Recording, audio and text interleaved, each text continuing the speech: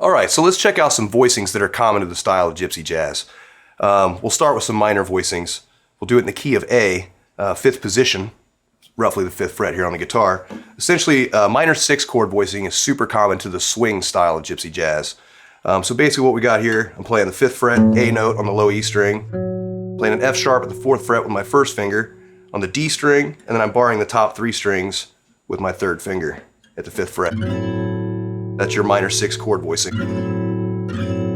It's essentially an F sharp minor 7 flat 5 over an A bass. So with the 3rd on the bass, or the flat 3rd. You could do different voicings of the same chord. You could do like this. This is an F sharp minor 7 flat 5 as well. It's F sharp, 2nd fret with your 2nd finger on the low E string. Then you go to the E note, which is going to be the 2nd fret on the D string, 2nd fret with your 4th finger on the G string, which is an A note, and then with your 1st finger, play a C note, 1st fret on the B string.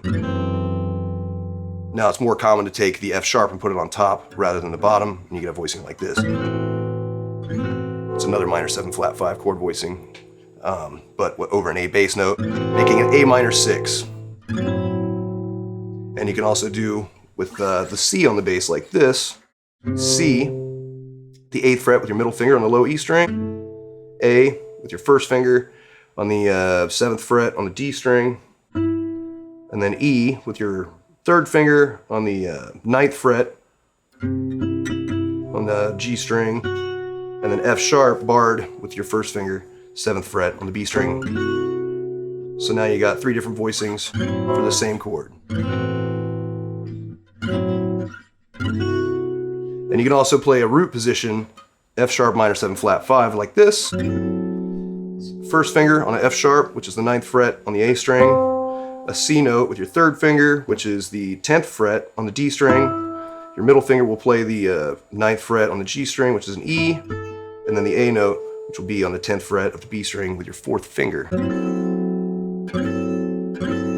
There's a couple of really good chord voicings for A minor 6 that you can use for different guitar fills if you're playing in the key of A minor. So let's look at the major chords that are pretty common in Gypsy Jazz. You'll also have this one. It's a major 6. So this chord goes as follows: A, F sharp, C sharp, and E.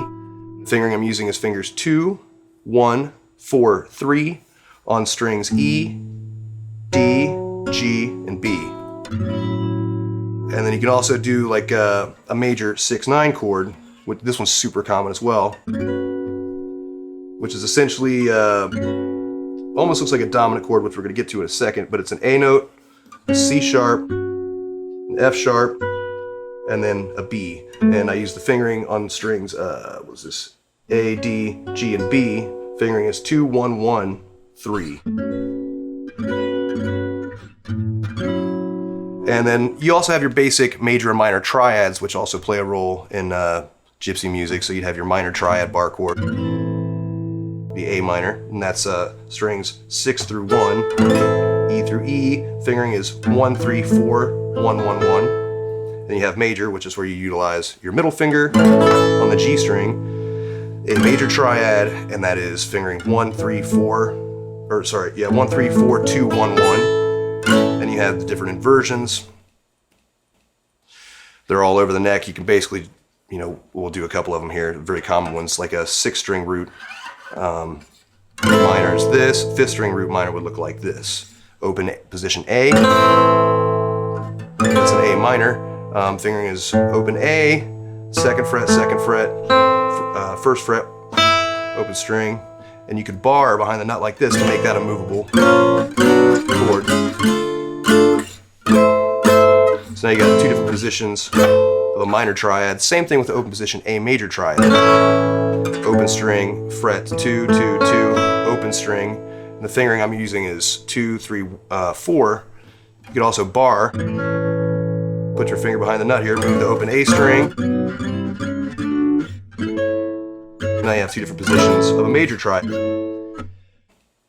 All right, and then you have 7th chords, which are also common to the style. You could do A minor 7th like this. And I use this fingering, it's kind of awkward for some people, but I use fingers 2 and 3. I omit the A string, leaving the 5th, which is this note, like your power chord note. I like to leave that out of the bass to leave room for the bass players. They usually kind of toggle between the root and the 5th themselves. So we put the 5th in the upper register. So again, you're using a bar with the 3rd finger across the D, G, and B strings. So that's a minor 7th chord, which is a 4-note chord. And you could do major 7th, which looks like this. You essentially move the notes that are at the 5th fret on the D and G strings up a half step, leave the 5th on top, still omitting the A string, and the fingering is 1, 3, 4, 2. So that's a major 7th chord. And let's look at a 5th string root you could utilize there as well. You could do, let's say we'll do D minor here. This is a D minor triad. If you lift your pinky up and bar with your 1st finger, you get a minor 7th chord. Fingering is 1, 3, 1, 2, 1. It's a D minor 7th chord. You could do the same thing with a major triad. D major. We're going to take the root, move it down a half step to our major 7th, and there's a major 7th chord. It's a D major 7, fingering 1, 3, 2, 4, 1. There are other chords you can use too, like some extended chords. These are 9th chords. This is going to be a minor 9, D minor 9. I'm still on the D, G, B, and A, D, G, B strings. I'm using fingers 2, 1, 3, 4. The notes are D, F, C, and E. E being the 9th of the chord, or the 2nd scale degree up 1 octave. Really nice sounding chord for like bosses, or even just lead guitar, like rhythm kind of chord solo fills. And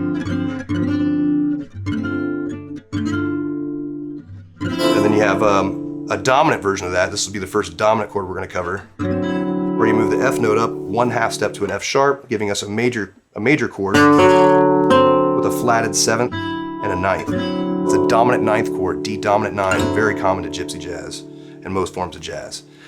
And another dominant chord would go like this. This would be just D dominant 7, super common. This is kind of give it a classical flavor in a minor key. You have the notes D, F sharp, C, and D. We're leaving the 5th out of this chord, as a lot of times you'll alter it in a jazz context to make it sound a little more outside as opposed to diatonic. So the fingering here is going to be 3, 2, 4, 1 across the A, D, G, and B strings. That's frets 5, 4, 5, 3. It's a D dominant 7th chord. And you can also move the 1st finger up 1 half step to the 4th fret on the B string. That's a dominant 7th flat 9. And you can also move that up a whole step for dominant 7 sharp 9. Again, these are very unstable sounding chords that are used to create tension in a harmonic context.